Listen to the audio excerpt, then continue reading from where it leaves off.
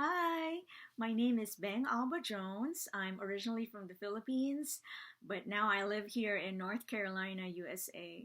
I'm an author, editor, and a translator.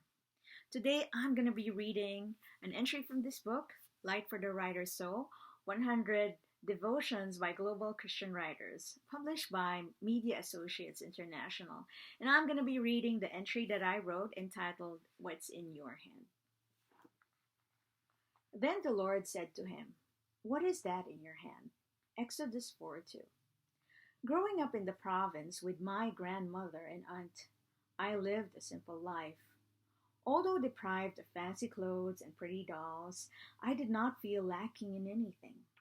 At age 8, I learned how to best entertain myself. I had stories in comics and in my books for reading in school.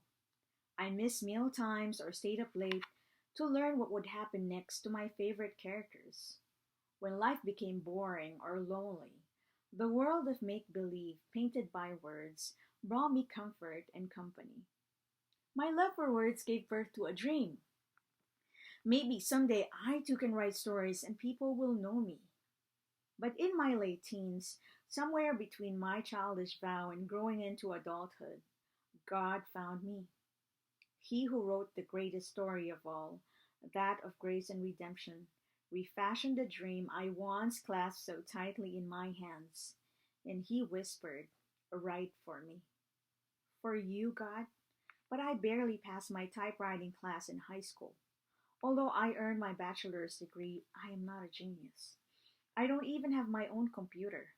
How can I write for you? With love and gentleness, God stripped away the fear and inadequacy choking my heart. Every time I tackled a writing assignment, God gave me the words and my faith muscles.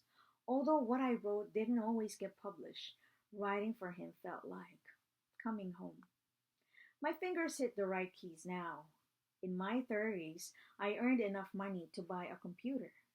And although nobody will mistake me for a genius, God has enabled me to write books, mostly for children. Just recently, I retold the story of Shadrach, Meshach, and Abednego and how God honored their faith and obedience.